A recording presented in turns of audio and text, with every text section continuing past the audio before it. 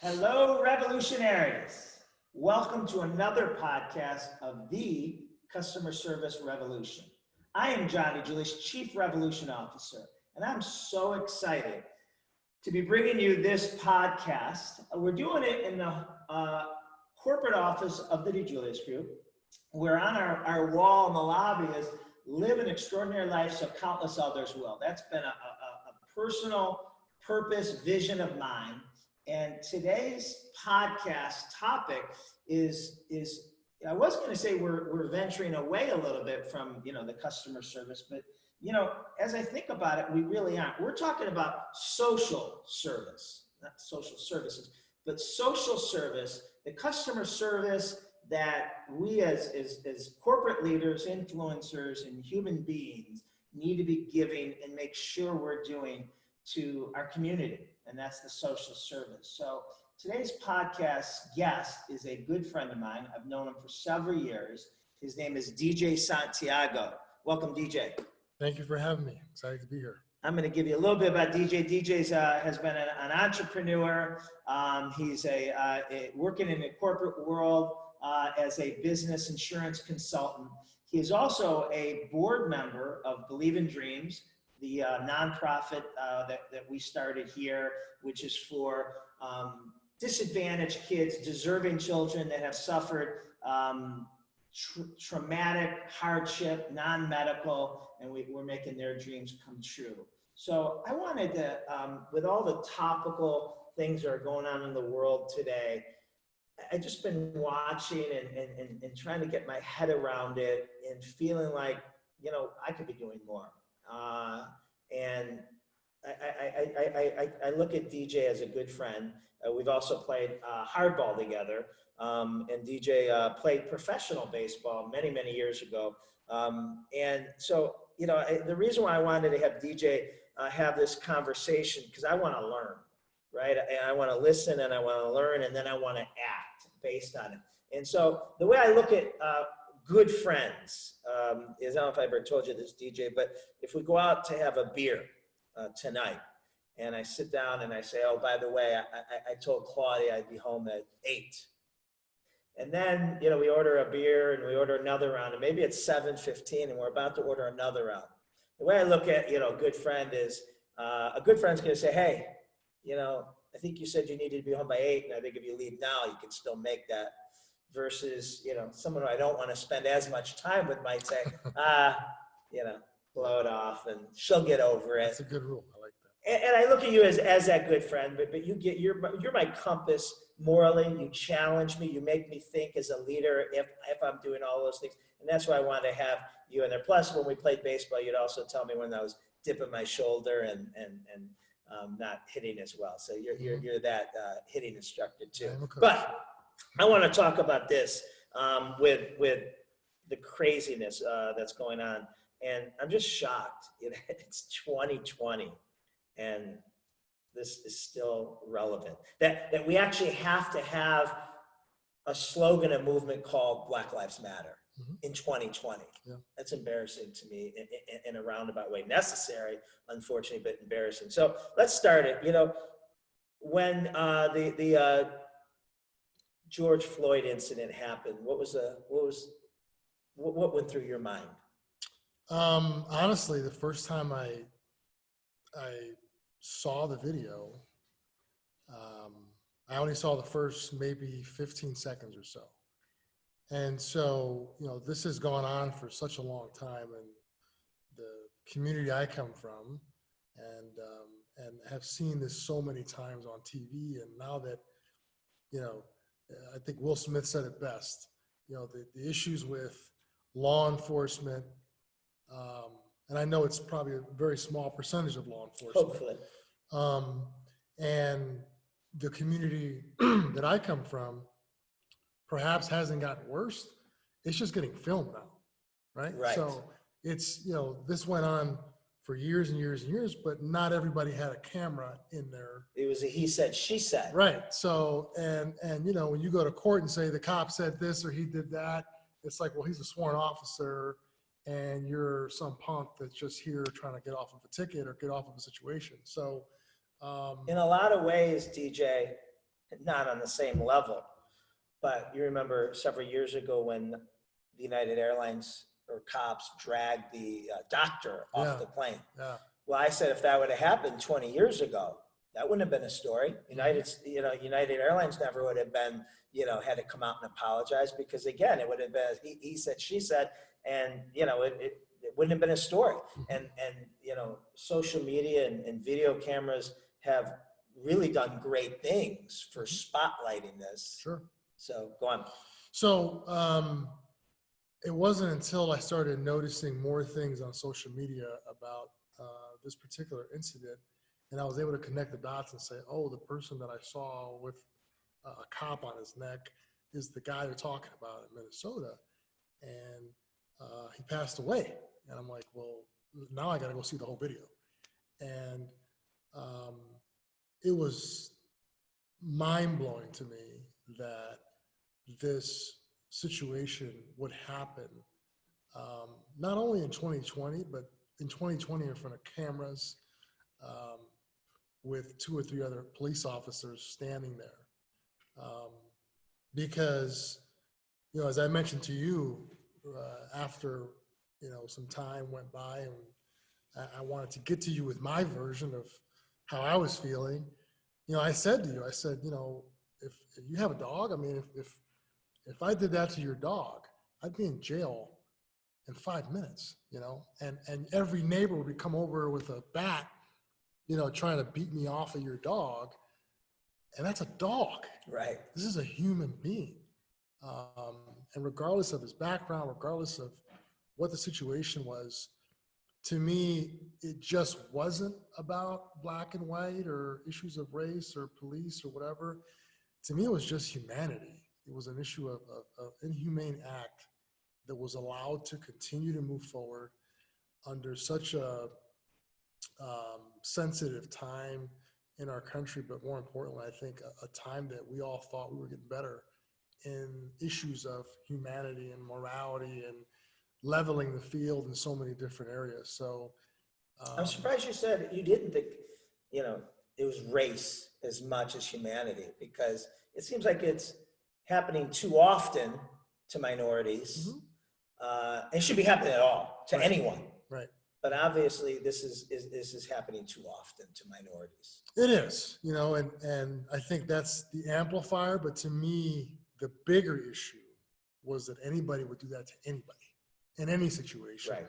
Unless you were defending your family or your children, right, or somebody came in trying to do something. I just can't believe that was allowed to happen. We saw 2 or 3 police officers assisting in the situation, fending off, people, and just standing there.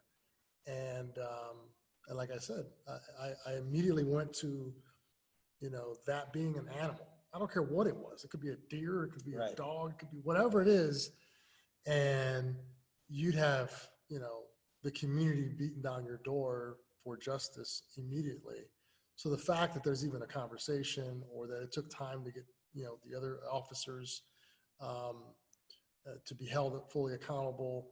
And there's still this tension, right? Because we've also seen this in the past where, okay, we lock them up, take them off the streets, and then it goes to trial, and, we still don't see, justice if the shoe was on the other foot, and those were 4 black dudes beating up a white guy on camera.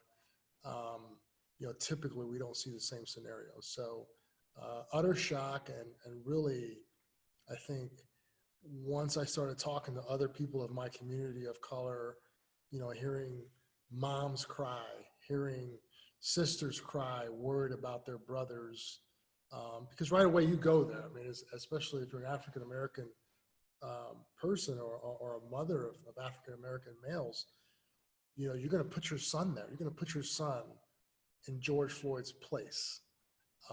And so it's highly emotional for certain members of the community, whether it's happening to them directly or not. They're just seeing this to be like, wow, now I have to worry about my son coming home on time, or where's he going to be at, or somebody. I have 3 boys, and if they ever get pulled over, I'm pissed because they got a ticket.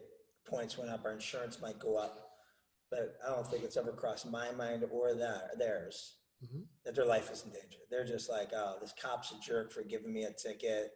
You know, God, why did this have to happen to me today? But that's it. It's an inconvenience. Correct. But there's nothing else added to it that, oh my God, you know, my life's in danger. And, you know, in that regard, you know, we live in a bubble. I mean, that just doesn't cross our mind. Yeah. And it's unfortunate because, look, police officers, especially in the inner city and areas that I come from, they have a very... Let's talk about that. You keep on referencing where you came from. You know, you have a Latino background, say that right? Yeah. And you grew up in the inner city of Cleveland. So tell us a little bit about that. As far as relationships with officers or anything, what was that like? I grew up humble beginnings, poor. I went to a multiracial school in Cleveland, but it pales in comparison to what you grew up and saw. I would see in movies.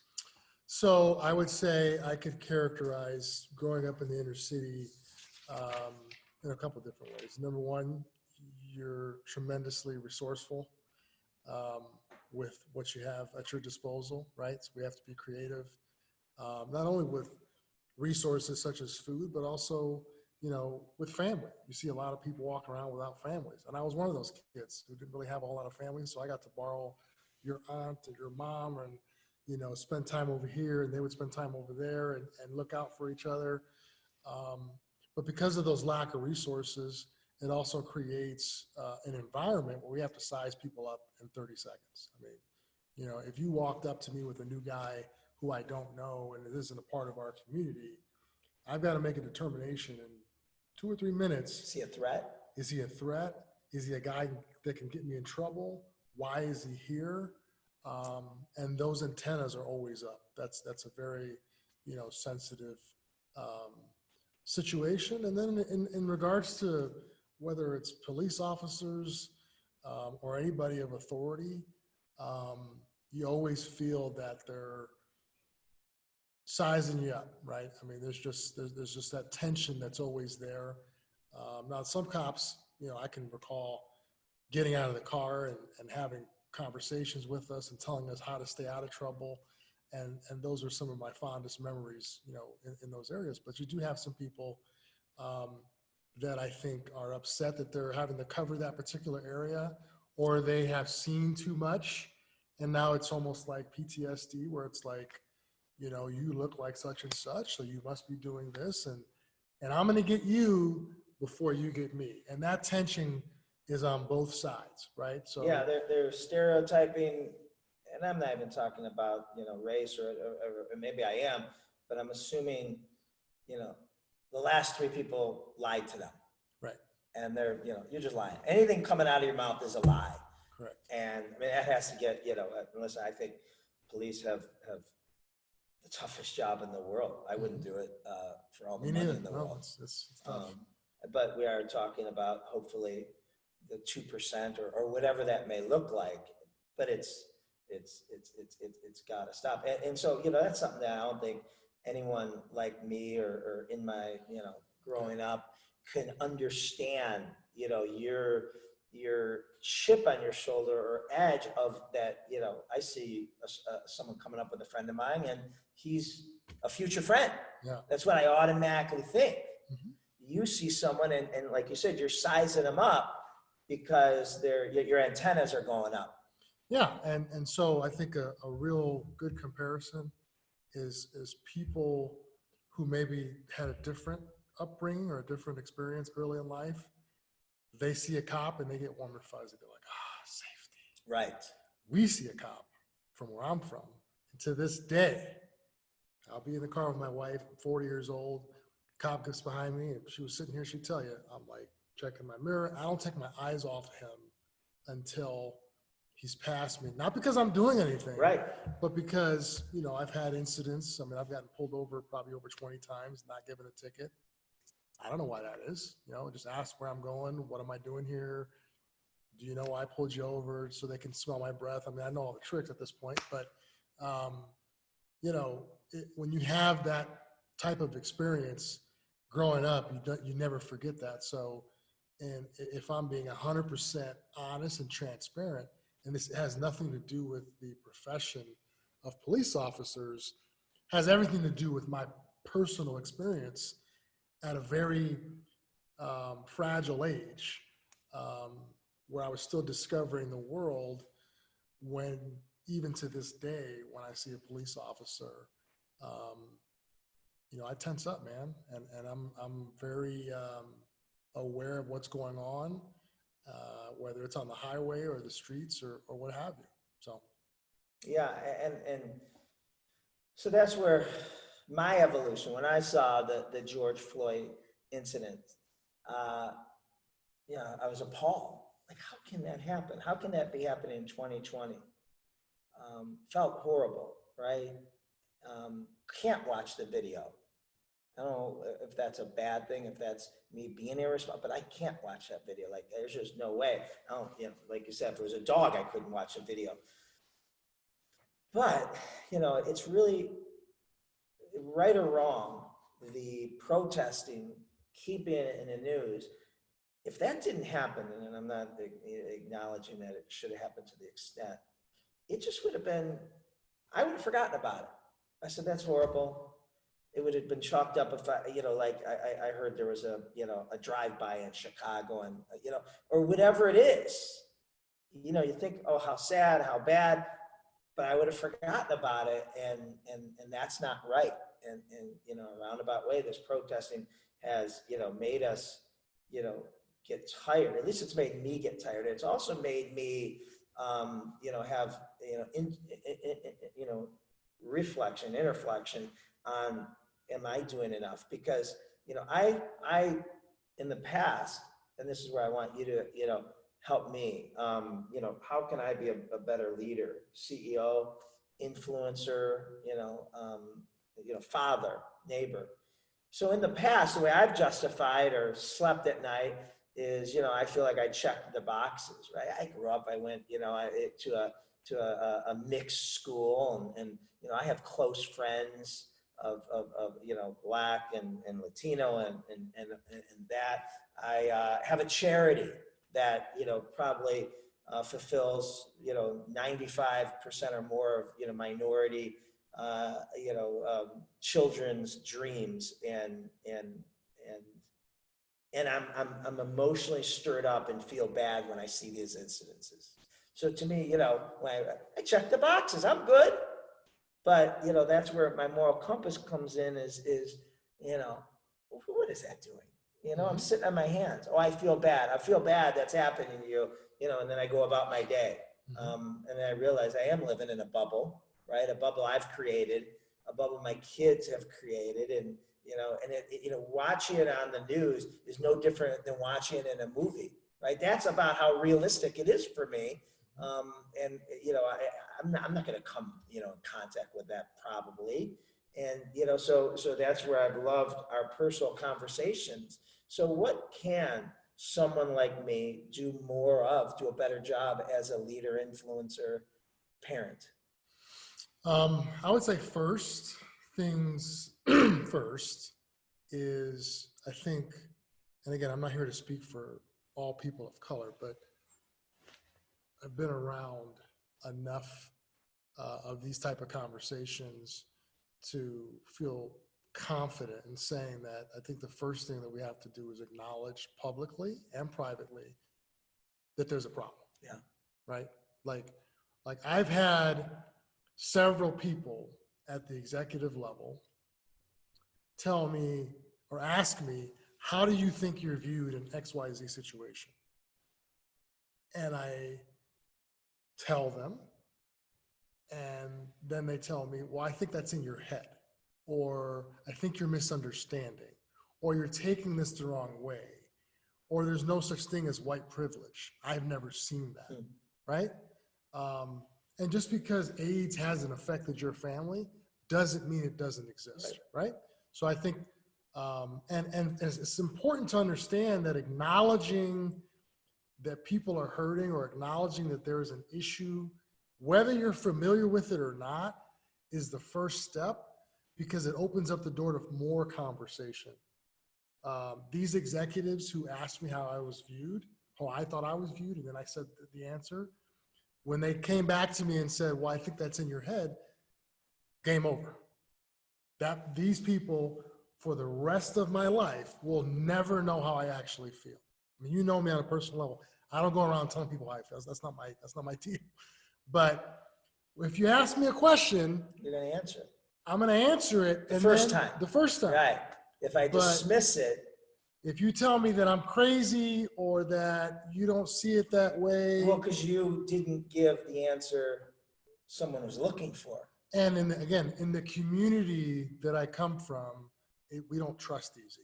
Right. So and to clarify, because I don't even know if you clarified the community you came from, friends, some of them are in jail that you grew up with. Jail, dead. Or dead. Yeah. I want to make sure our audience understands, where you grew up, that's, isn't a shock.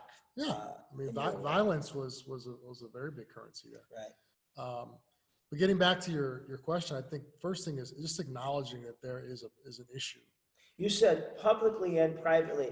I actually think publicly acknowledging it, while we need to do it, is almost a PR campaign. Hey, look, it is. We care. It is. It's what we do privately. It is. However, it's like telling your wife that you love her in your bedroom and then going down to Progressive Field and grabbing the mic in front of 50,000 people and telling Claudia, you are the greatest woman I've ever met. I mean, the impact to her is going to be like, I already knew that about John. John already tells me that at home. But the fact that he would go out and profess that in front of all these people that he doesn't know means a lot, right? And then, so let's take that first step, right? And then I think from there, let's use. I'm sorry. So take the first step that we publicly now acknowledge as a company, whatever our organization is, that we don't agree with this. This needs to stop. But I got to believe there's some layers, right? There's the social media, saying that, maybe sending an e-blast. But I also think there's something, and maybe you're getting to it, internally, that we have to talk and listen to our employees, right? And maybe our customers, but our employees, because they're, going through a range of emotions and, and all that. And I think that's important to show them we really do want to have a conversation and come together collectively as a group and hear how you think we should, how we should take a step forward. Yeah, so I think the coming out publicly does two things. One, again, the emotional impact of somebody saying there's a problem. And I mean, being as blunt as saying, we have a problem in this company with racism. Yes. Right? I mean, because, I remember, company or country? Country, company. I mean, to me, there was a bit put on by a comedian a long time ago. I can't remember his name, but he said that what really angers Black people is we can't find racism, right? Because if this whole room was full of white guys, and I said, "Are you racist?"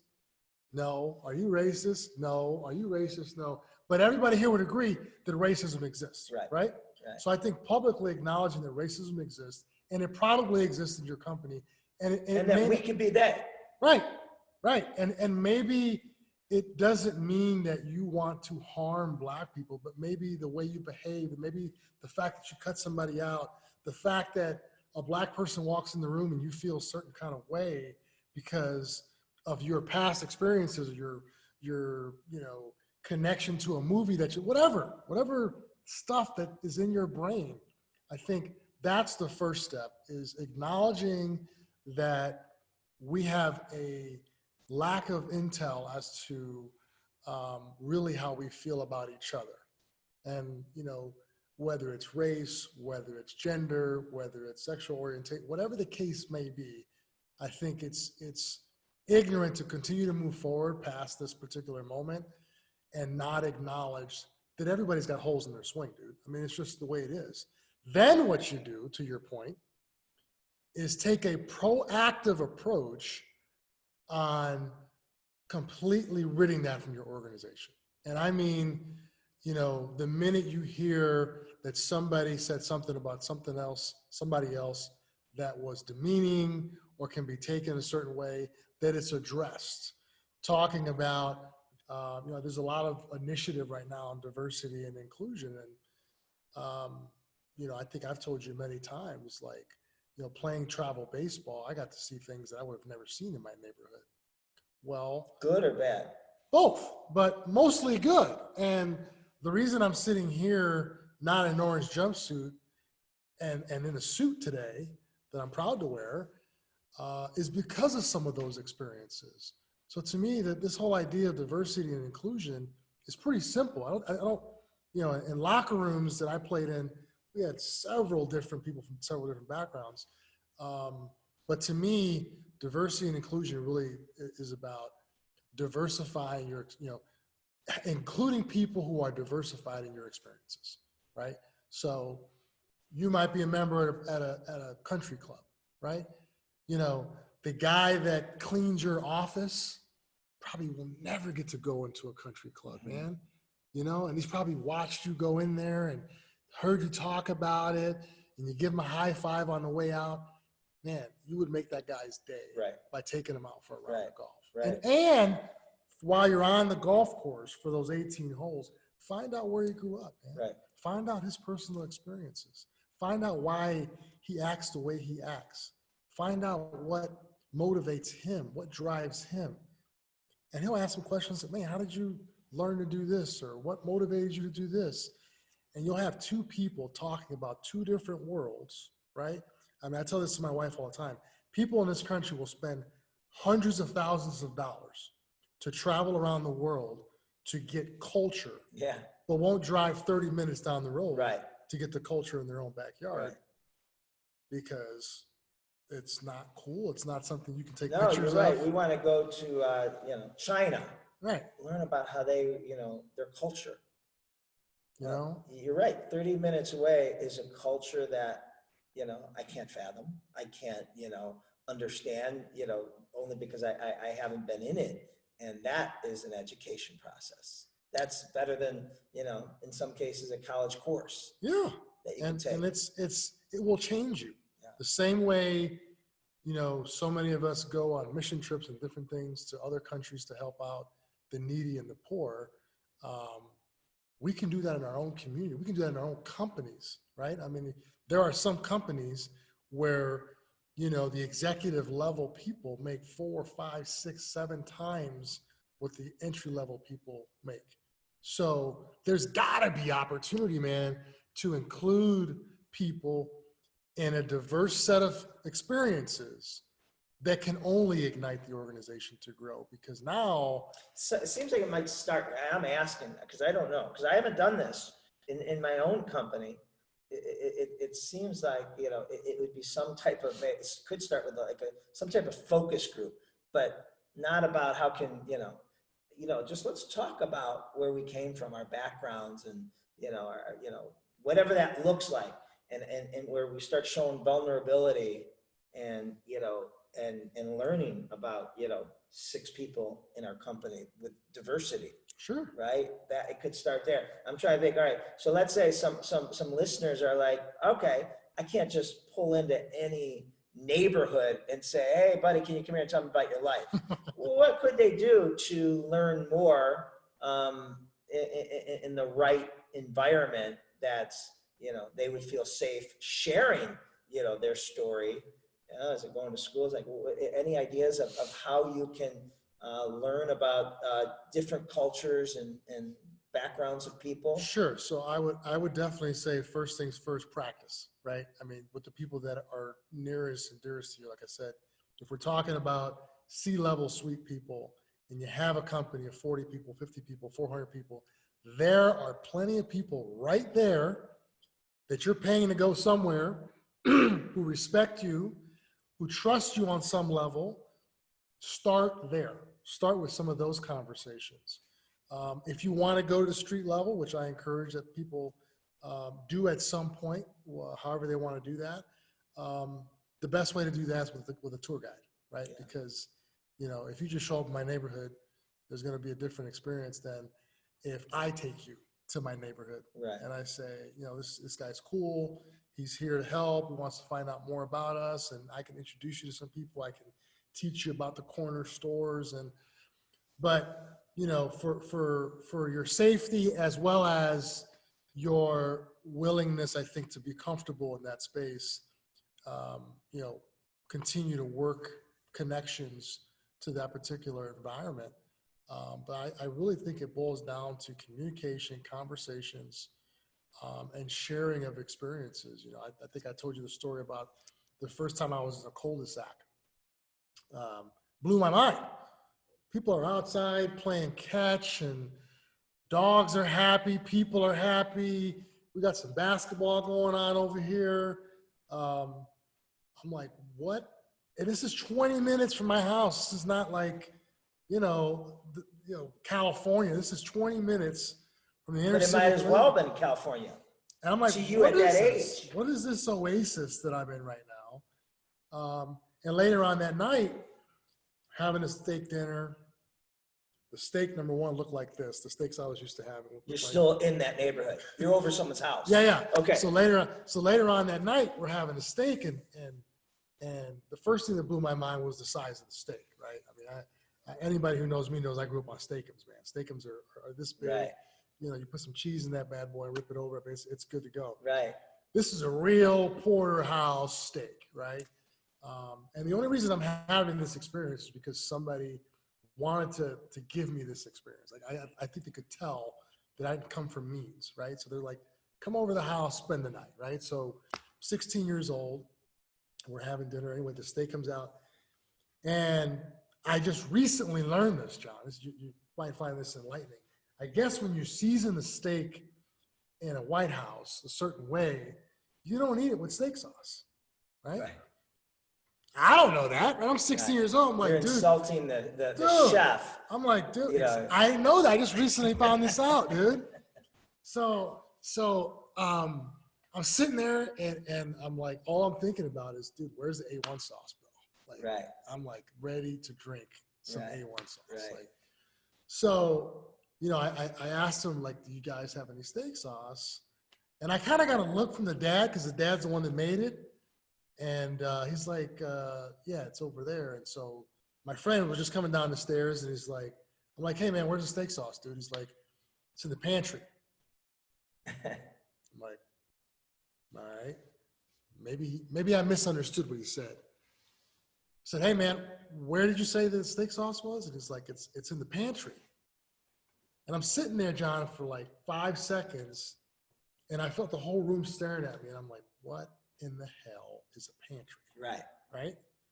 So I would have just said, yeah, I changed my mind. I don't want steak sauce. yeah, I mean, but the steak was big, John. Right. It was I like, know. I gotta taste this. I know you want the steak. Yeah. But I don't want to admit I don't know what they're talking about. So I'm like, all right, man, I give in. Like, what is a pantry? So he pulls the door open, and obviously he shows what a pantry is. And I'm like, oh, I said, where I come from, we keep all the extra stuff on top of the fridge. Right. That's our pantry. Right.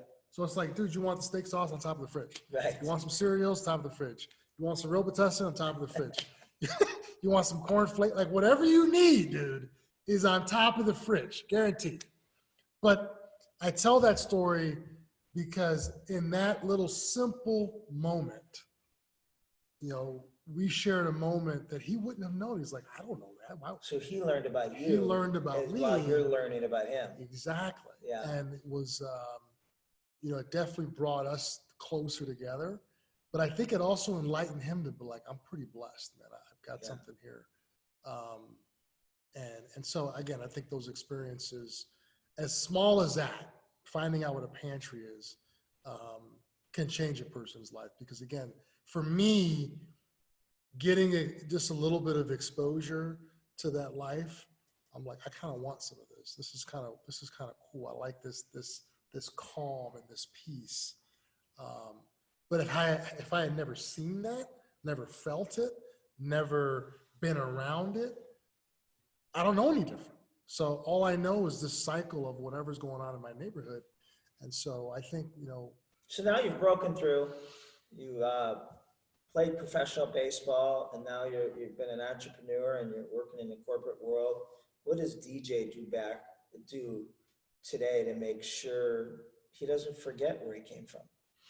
I will say, even with my background, you can't get caught up in that, skyboxes and private suites and taking clients out. Golf courses. And yeah, I mean, it's intoxicating. It is, and for me, again, this is all still very new.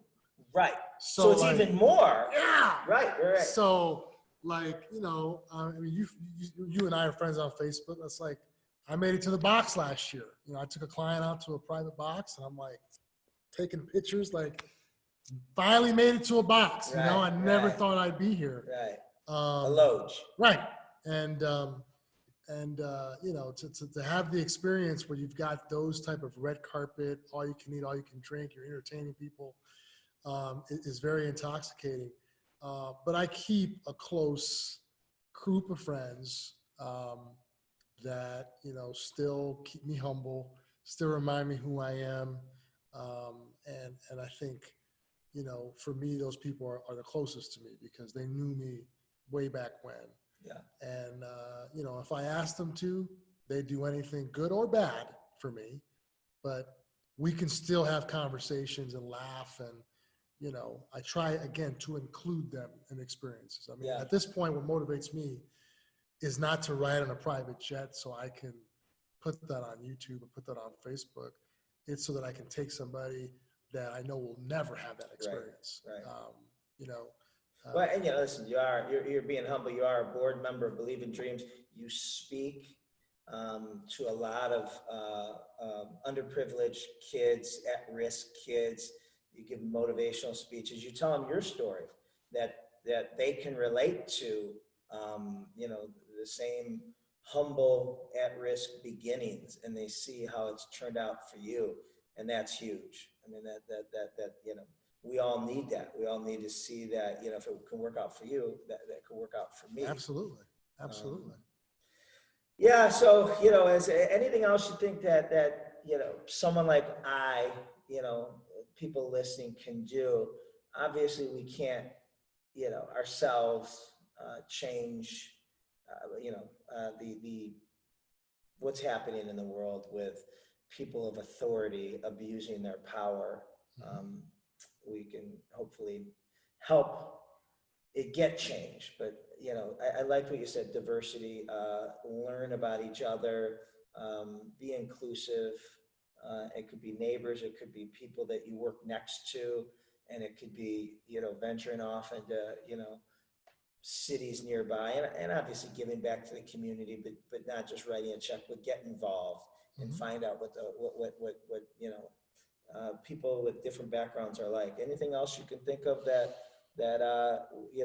would make me a better, again, CEO, influencer, leader, father, neighbor? I think once you've kind of gotten, we talked about publicly acknowledging it. We talked about learning from your staff, starting to build some of those conversations, find out what the holes in your swing are. It's going to take a lot of work. Diversity and inclusion is not a course. It is not, we're going to bring somebody in and they're going to talk for 30 minutes about, no. Diversity and inclusion. We did it last January. We're good. Right. And then all of a sudden, something like this happens and we get all the Black people together and we say, how are you guys feeling about this? Well, I don't feel included because you just isolated me. And I don't feel like you really care because the only reason you're talking to me right now is because of riots and protesting and all this attention this situation is going on. Where I think, and I said this to an executive recently, and he wasn't too happy with me, but I said it anyways because I'm a catcher and that's what I do. I said, you had a good culture if people were wanting to come back in the office after this happened and wanting to talk to you about how they felt. If that didn't happen, then you don't have a good culture. You don't have a good enough culture to where people want to come home or come to your job and be vulnerable and look at you as a support system. If they felt some kind of way when they came in the next day and were like, I wonder how they feel about that, and they're not talking about it, or, you know, somebody who is not of color felt uncomfortable sending somebody an email saying, hey, how are you doing, man? I want to check on you, but I don't want to say the wrong thing. And then the culture isn't where it needs to be. It needs to be, you know. All right. So if you have a company, a diverse workforce, and you're saying, you know, don't isolate the minorities, bring everyone in. Like Everyone in, and you need like to hear a town hall meeting. You need to hear the experience, the emotional. How are you feeling? Everything. No, but what are we asking? Hey, you know, tell me. We're asking, I think, you know, the first thing you asked me, how'd you feel when you saw that video? Do you fear that could be your son or your husband or your uncle or your father? Have you had experiences like this in the past? Do you feel that any of that exists in this office? I feel like, you know, that might have to be taken, you know, I can't imagine people are gonna raise their hands and say, hell yeah. If I tell you what, if you don't ask it, right, I guarantee you nobody's gonna say hell yeah. No. Right. And I think I think we gotta ask it. I think that's the problem though, John. I mean, I'm just being honest with you. We're scared to ask those questions. We're scared to say, do you feel, have you experienced racism in my company? Yeah. Just ask me, dude. I'll tell you. Right. Now, again, I'm not wired. Like one-on-one or maybe in a survey of, you know, anonymous or whatever that may be. I'm just expecting if you have, you know, 50 people in a room, you know, I don't know how, you know, people, you know, I could get fired if I raise my hand. You know, I don't know. I don't know if that dynamics, maybe you do it, but you also follow up because the answer is critical. We got to find out. And then find out where it's coming from and originating. But yeah, I liked all the questions in a town hall meeting. I just don't know if anybody's going to raise their hand in the town hall meeting. Say, hell yeah, I feel there's racism. Well, again, I think on the heels of this situation, you had them emotional enough where they might just do that. True. Right. True. And to your point, I don't disagree with you. Right.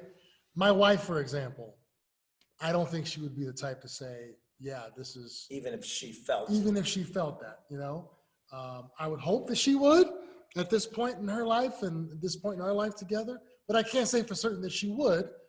But I know if you asked her one-on-one, if you gave her another opportunity, a safe environment, an opportunity where she felt safe. And because some of it too, isn't that they don't want to tell you, it's that they don't want to deal with the follow-up. Right? Because all of a sudden, if I say, yeah, I've experienced racism, it's all over the place here. Then everybody else is going to turn around and say, who feels that this company doesn't have that, or that they have never shown that to me, are going to be like, no, you didn't, dude. Now you're starting shit. Right. Like, what is this that's about? what I was worried about. That goes back to the comedian with, right, you know. Right. And so I think you just, again, going back to the locker room environment, in a locker room, especially on a good team. On a bad team, you know, I told you I got drafted by the Reds, and I'm not here to talk bad about the Reds, but I will say my experience with the Reds was Marge Schott the owner back then? I don't remember. Okay. I don't know, but it was very separated. You walk into a locker room, you know, 5 white dudes are over there. The Dominican guys are over here. The African Americans are over here. And typically you weren't accepted from one circle to another, typically. When I got traded to Cleveland, the experience was completely different. Now, again, I'm not saying that the Reds did this. What I'm saying is that because that culture was there with Cleveland, I was more willing to find out why Japanese players did certain things and have those conversations through their interpreter, or whatever the case might be. But in a locker room, dude, I mean, you know, you've played plenty of sports. Like, on a good team, somebody will hold up a mirror and tell you who you are if you're not sure. Right. that's going to happen in 5 seconds. Right. At least when I play. I can't say Right. about today. Today it might be a text. I don't know. But I think that level of like, we're going to say whatever we have to say to each other behind closed doors. Now come 7:05, dude, you're my brother. Right. Somebody looks at you the wrong way, I got they got a problem with both of us, right? Right. But if you didn't play hard, or you're a prima donna, or More you're worried about your stats. or whatever the case is, I can't let you get away with that. I mean, because if I let you get away with it, then it's going to spread like wildfire. And what I'm saying is, in corporate America, it's still in 2020, and I work and live in a very, what I consider to be, diverse city, Cleveland, Ohio. Mm-hmm. Racism exists. It just does. So don't tell me that it doesn't exist, because, you know, that's only going to create more division. And I much rather have the conversation of, okay, I don't see it, right? If you and I are both looking at a picture and I'm like, do you see the young lady? Right. And you're saying, I see the old lady. Right. We're looking at the same thing, but our perspectives are completely different.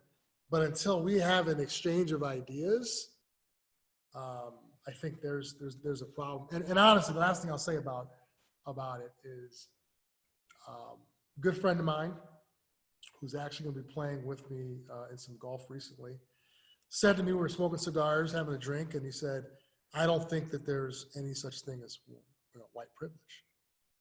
And I crossed my legs and I took a puff of my cigar and I said, well, how long have you been black, dude? That just, like, I mean, it's been a while since I've been a doctor, but you look white to me, bro, right? And we started the dialogue. I didn't change his mind.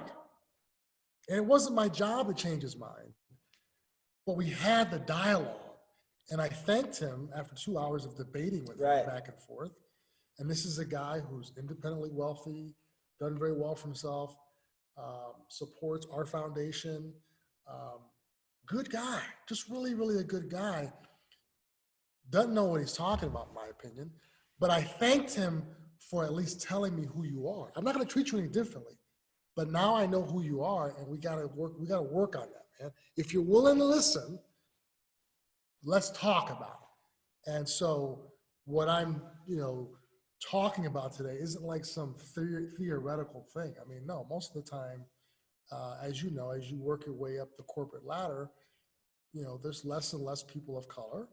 So, and being Puerto Rican, I'm light enough that I hear some things I probably shouldn't be hearing on that side, right? And then when I go hang out with the other side, I hear some things about them. And so it's almost like I like to take these two worlds and collide them together. Let's stop making like, the sides. Right, and like, it's okay to say that if I see a person of color, I get a little nervous with my kids because I don't, like, again, it's not okay that you feel that way, but until you say that, I can't say, well, why do you feel that way?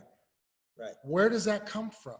Are you willing to change the way you think? Right? And if the answer is no, then at least know who you are. And again, I think the issue that saying it doesn't exist, acting like it's not around, it's like right now we're dealing with coronavirus. What is the big stressor about coronavirus? I don't know who has it. The fact that you could be in a room with a person that has it and you don't know because you have asymptomatic people is frightening to people, right? Well, that's a lot like racism, and the fact that when I walk into a room to see some executives, I don't know what reaction I'm going to get. Maybe they did something. Maybe they crossed their legs when I walked in, and I'm misreading that. I mean, look, racism works, both ways, right? Yeah. There's confirmation bias. Yeah, there's just a lot of things that go on, but I think that the one good thing that hopefully comes out of this is more conversations like this. I mean, you and I have spent time, I remember that lunch we had over at the restaurant here locally, and I was telling you about, like, in white America or in your community, a guy might come up to you, your neighbor, and say, man, Claudia's looking good. looks hot, dude, right? And that's accepted. Like, yeah, man, my girl does look good. Thank you for noticing. You say that to me, there's gonna be a different situation going on, right? Because where I come from, it's none of your business how my wife looks. Right. You know what I mean? You need to watch how you say that. Right.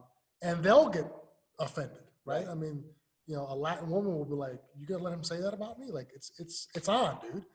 And you would have never known that if we don't have that conversation, right?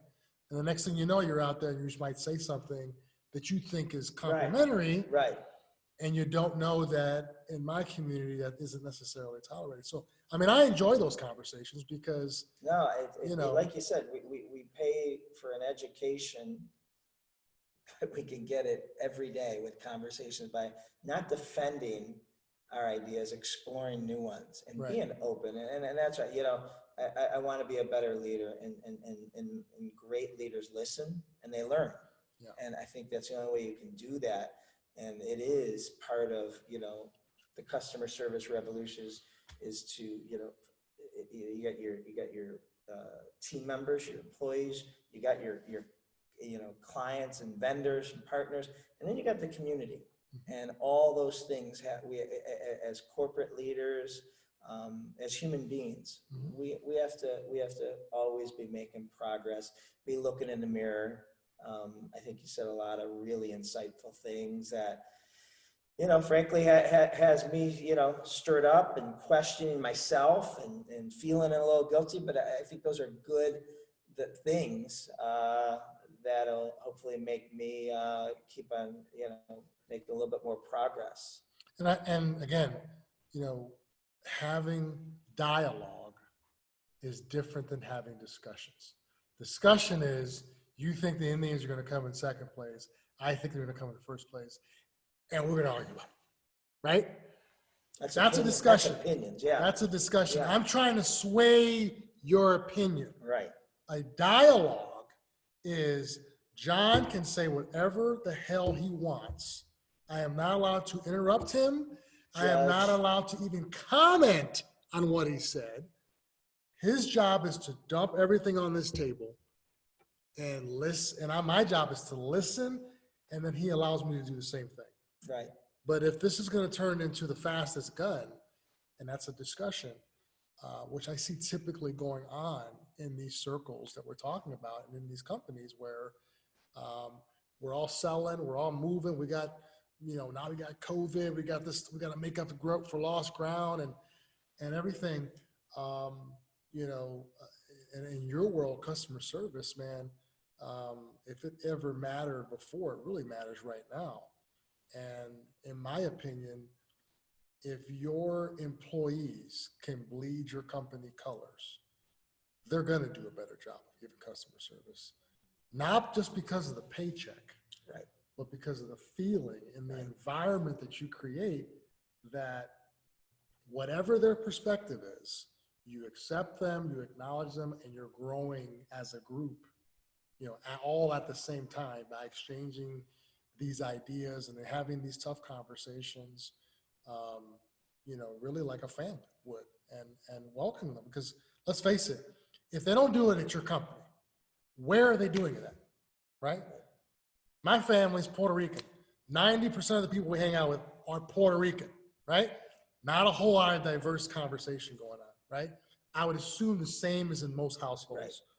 So, I think when you have those opportunities to, engage with people who have different backgrounds, again, really focus on the dialogue. Don't cut people off. Don't say, just, how. No, you got me excited. I want to do town hall meetings and just let's talk about what's going on and then shut up. Mm-hmm. I like that.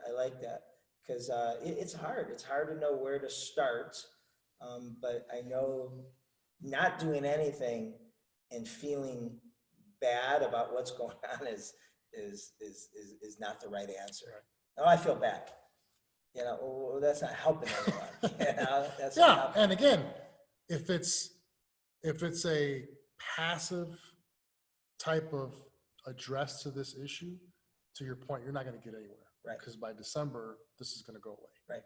I think you have to, if you're an executive of any company, you should realize that diverse companies, companies that look like the rest of the world looks, or shows that you may not get it right out there, we got it right in here, right? Yeah. I'm not worried about it. I mean, I can't get to this Right. until I deal with this right here. In this room, in this company, in these four walls, we're going to deal with this, and we're going to continuously work on it. And we're not going to wait for a problem. But that's how you start the ripple effect, because now hopefully each person's going home and changing their household and getting their household to think and look at things a little differently than they previously were, than they were brought up to, you know, or that the neighborhood does. So yeah, I think it starts, you know, like you said, where what you can control and influence and move the needle, and then let that be the revolution that can hopefully, you know, trickle and grow and have an impact.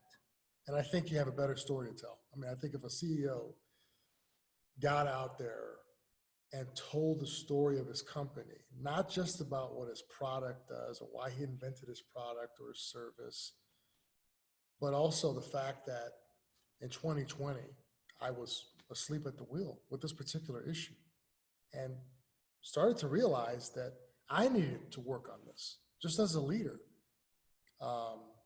I think that is a much more compelling story than you have a better mousetrap than the next guy. Yeah. I think admitting that you have some human issues that maybe were brought to light because of all this conversation that we're now starting to have, and all the different emotions and feelings and you know, discussions that are going on. Again, I don't think it's about curing this. This is about let's at least treat the symptoms. Right. Because curing it is the ultimate end all be all goal. Progress, you know, progress versus perfection. You know, we got to keep on making progress, and we got to be making more progress than we have. You know, this incremental stuff, in my opinion, you know, isn't getting it done. Right. And more people of all, you know, races and you know, backgrounds and need to get involved. Absolutely. And getting involved in a way that, you know, the generations behind us feel as comfortable as possible having these conversations. Because, you know, look, in Puerto Rico, there's sections of Puerto Rico that everybody's Black. And there's sections of Puerto Rico that most of the people there are light-skinned. Those two sides don't necessarily intermingle, and there's issues. They're both Puerto Rican, dude, right? So humans, I think, finding ways. It's great. I mean, but at the end of the day, they're both human beings. Yeah. And you think about that with everything. We're just human beings. Right. But just because somebody looks different, acts different, or your forefathers told you something about that side of the island, you begin to have these, you know, these thoughts that were passed down to you, or that you just kind of run into. You just kind of take, oh yeah, it's folklore. It's like, yeah, that's cool. That's the way it is. Right. So I think that's really got to be the goal. Is that again, I just go back to that comedian. It's like, where's racism? Like, if it's not in this room, like, can we please find it so that we can isolate the issue? And again, I think defining racism, how you're looked at, and all those things, because I'm sure there's a lot of insight that I could get if I walked in here with my music blaring and dressed a certain way and walked in here with some individuals who might, you know, send some signals.